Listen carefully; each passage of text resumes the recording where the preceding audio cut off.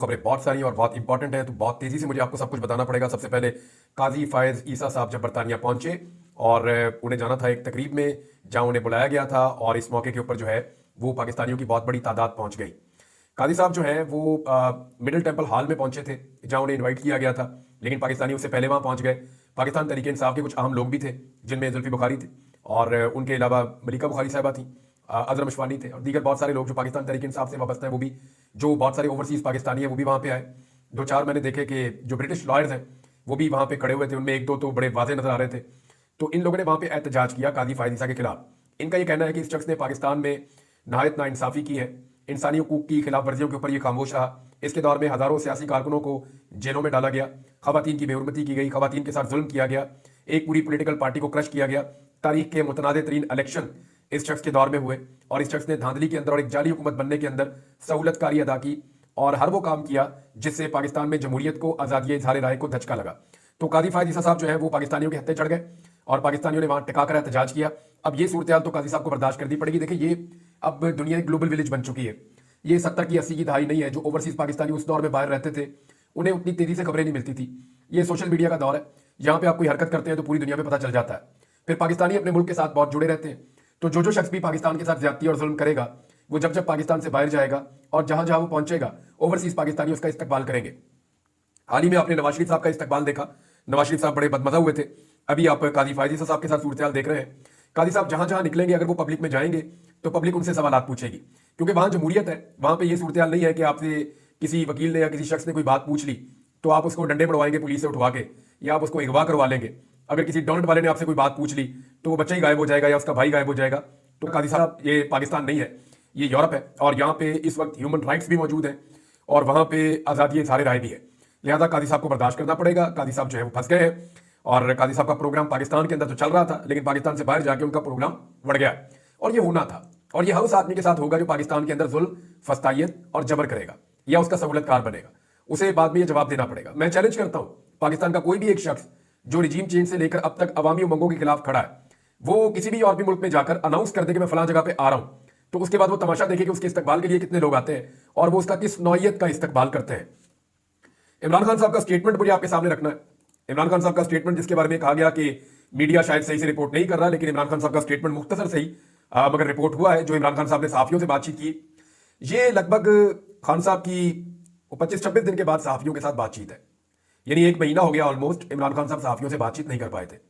एक महीने के बाद उनकी जो सहाफियों से बातचीत हुई, इमरान खान साहब ने क्या कहा वो आप सुन लें, आपको आइडिया हो जाएगा कि जहां से इमरान खान साहब ने छोड़ा था वहीं से इमरान खान साहब ने शुरू किया। इस एक महीने का जबर उनका कुछ नहीं बिगाड़ सका।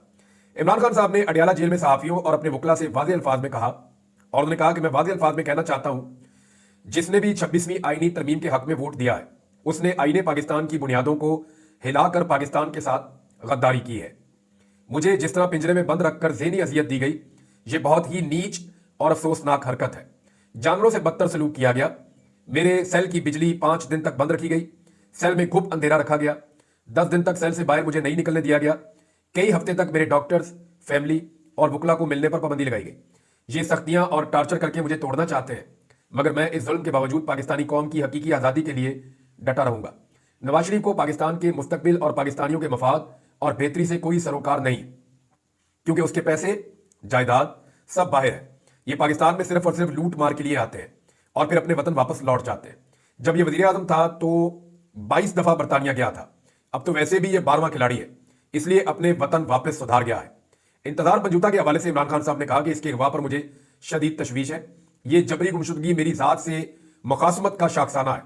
मुल्क में मुकम्मल लाकानूनियत का राज है। ये मुखासमत लफ्ज जो है ये इमरान खान साहब नहीं बोलते और मैंने कभी उन्हें बोलते हुए नहीं सुना। ये बाद में जिसने भी एडिट किया खबर, उन्होंने उसको मुख्तसर करते वक्त शायद ये शामिल किया। मुल्क में मुकम्मल लाकानूनियत का राज है। मेरे फोकल पर्सन के अगवा को 21 दिन हो गए। उसका कसूर क्या है?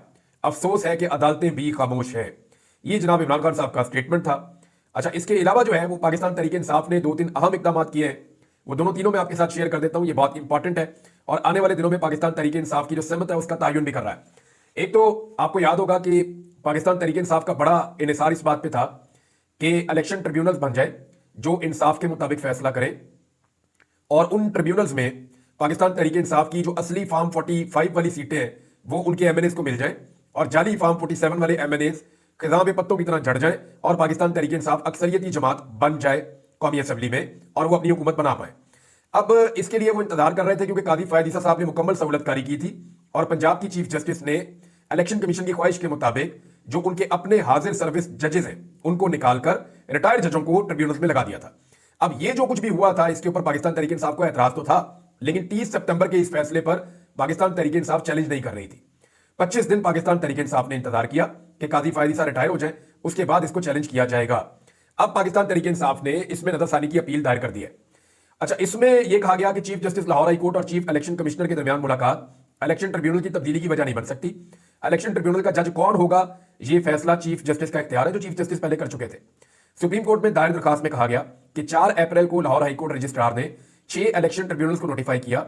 चीफ जस्टिस लाहौर हाईकोर्ट और चीफ इलेक्शन कमिश्नर की मुलाकात के बाद इलेक्शन ट्रिब्यूनल के लिए हाजिर सर्विस जजेस के नाम वापस हो गए, फिर रिटायर जज उसके ऊपर लगा दिए गए।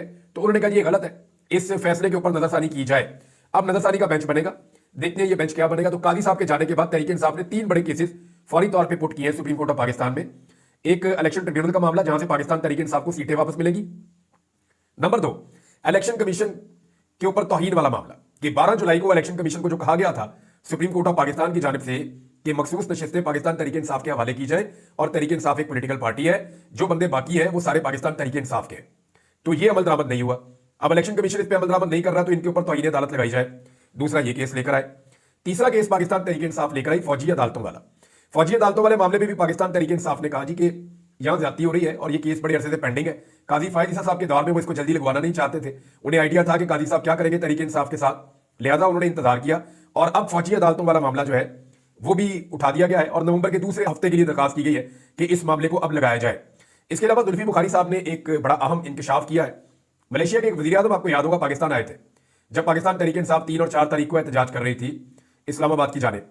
तो अक्टूबर के शुरू में मलेशिया के वजीर आजम पाकिस्तान आए थे। जुल्फी बुखारी ने दावा किया कि मलेशिया के वजीर आजम ने यह दरखास्त की थी कि वो जेल में, अडियाला जेल में कैद इमरान खान से मुलाकात करना चाहते हैं, लेकिन रियासत ने उनकी इस दरखास्त को ना सिर्फ मुस्तरद कर दिया बल्कि बाद में जो पाकिस्तान तहरीक इंसाफ के जो अरकान असेंबली है या जो अहदेदारान है उनकी एक मुलाकात होनी थी मलेशिया के वजीर आजम से, वो भी नहीं हो पाई। तो इमरान खान साहब की रेलिवेंसी आप देख लें कि जो बाहर से एक मुल्क का वजीर आजम आया, मलेशिया पाकिस्तान का बरादर इस्लामी मुल्क है, बहुत ताकतवर और बेहतर मुल्क है। अब मलेशिया का वजीर आजम है तो उनकी दिलचस्पी इस हुकूमत में तो थी, लेकिन वो ये चाह रहे थे कि हुकूमत जो है उसे तो मिलना ही पड़ेगा, लेकिन उनकी दिलचस्पी इमरान खान से मुलाकात में थी कि इस मुल्क का जो सबसे बड़ा लीडर है उससे मुलाकात की जाए।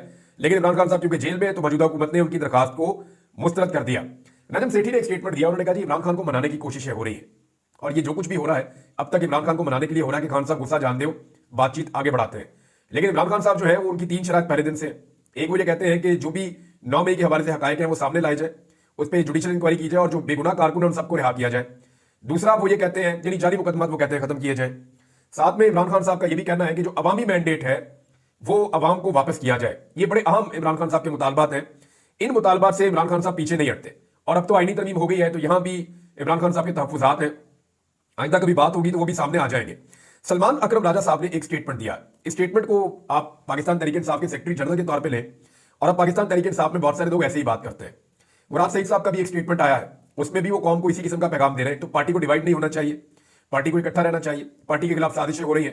पहले भी पाकिस्तान तहरीक इंसाफ में फॉरवर्ड ब्लॉक बनाने की कोशिश की गई 9 मई के बाद, लेकिन जो लोग फॉरवर्ड ब्लॉक बनाना चाहते थे पाकिस्तान तहरीक इंसाफ ने उन्हें डिसोन कर दिया और वो बेयारो मददगार हो गए और गैर सियासी बन गए। लेकिन अब दोबारा उन लोगों को पाकिस्तान तहरीक इंसाफ में शामिल करने की कोशिश की जा रही है।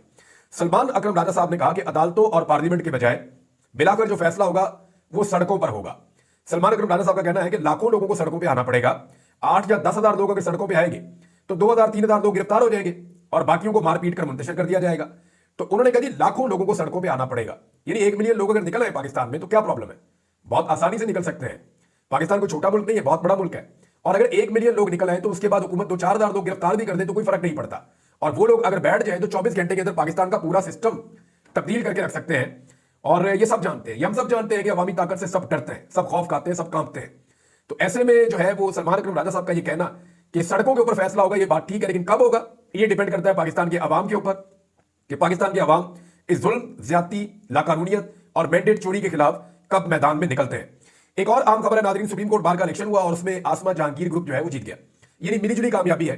सेक्रेटरी और नायब सदर जो है वो नीचे से हामिद खान ग्रुप के जीत गए, लेकिन सदर की इंपॉर्टेंस होती है, सदर ही सबसे अहम होता है। सदर जो है वो आसमा जहांगीर ग्रुप का जीत गया, यानी एहसन बून और तारड़ साहब जो है, जो वजीर कानून है, इनका उम्मीदवार जीत गया आसमा जहांगीर ग्रुप का। ये जीता कैसे, इस पे पाकिस्तान तहरीक इंसाफ के कई लोगों ने रोला डाल दिया कि धांधली हुई है, बहुत बड़ी धांधली हुई है, ये जैसे जाली इलेक्शन फरवरी 2024 में हुआ था ये वैसे ही हो गया। तो ये झूठ है, ये गलत है बात। धांधली की कोशिश जरूर की गई है और धांधली कुछ हद तक हुई भी, लेकिन वहां पाकिस्तान के वकला मौजूद थे और वकला ने जो है वो वहां पे बर वक्त धांधली को पकड़ा और वोटों का जो फर्क डाला जा रहा था उसे खत्म किया। लेकिन इसके बावजूद आखिर में जो रऊफ अता है वो इलेक्शन जीत गए हैं, जिनका ताल्लुक हुकूमती कैंप से है। जबकि मुनीर काकड़ जो है, जिन्हें पाकिस्तान तहरीक इंसाफ सपोर्ट कर रही थी या हामिद खान के ग्रुप के थे, वो इलेक्शन हार गए हैं। अब हुआ क्या इस इलेक्शन में? देखिए, मकबूलियत तो सारी इमरान खान के साथ थी, हमायत भी सारी इमरान खान के साथ थी, हमदर्दी भी सारी इमरान खान के साथ थी, लेकिन फिर भी हुकूमती कैंप वकला का कैसे जीत गया? दो चार बातें आप याद रखें कि यहां पे करोड़ों लोगों ने वोट नहीं डालना था या सारे वकीलों ने वोट नहीं डालना था। ये 4221 वकील हैं जिन्होंने वोट डालना था, जिनके पास मेंबरशिप है, वोट डालने का हक है उनके पास। ये 4221 वोटर हैं, जिनमें से 1000 के करीब वोटर्स ऐसे हैं जिन्हें हुकूमत ने अकोमोडेट किया हुआ है, यानी 1000 के करीब है जिन्हें मुख्तलिफ जगहों पे अकोमोडेट किया हुआ है और वो इस निजाम के बेनिफिशरी है। तो उन्होंने तो हुकूमत को वोट डालना था। इसके अलावा गुज़िश्ता 3-4-5 माह में बड़ी जबरदस्त मेहनत की है ये आजम नजीर तारड़ और एहसन बून के ग्रुप ने। उन्होंने एक एक वकील को टैकल किया, एक एक वोटर से उन्होंने मुलाकातें की है, एक एक वोटर के उन्होंने मसाइल देखे हैं, बहुत सारे वोटर्स के उन्होंने काम करवाए हैं। उन्होंने बड़ी मेहनत की है, बड़े जबरदस्त तरीके से एक एक वोट करके इकट्ठा करके उन्होंने अपना इलेक्शन जीत लिया है। और जो उनको कमी पेश आ रही थी, उन्होंने 200 नया वोटर भी नया बनाया है। जो नया 200 वोटर बनाया है वो उनके अपने ग्रुप का और उनका डाई हार्ड वर्कर है, तो वो 200 वोटर उन्होंने मजीद ऐड ऑन किया।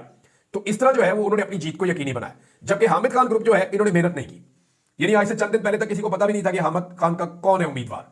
नॉर्मली पता होता है, कोई मेहनत हो रही होती है, कोई जोर लग रहा होता है, लेकिन यहां पे इन्होंने सारा का सारा इन्हिसार इस बात पे रखा कि इमरान खान साहब की मकबूलियत की वजह से हमारा सदर जीत जाएगा। लेकिन मेहनत नहीं की, और जब मेहनत नहीं की, प्लानिंग नहीं की, मनसूबाबंदी नहीं की, तो वो 4221 वोटर्स के इलेक्शन में वो हार गए।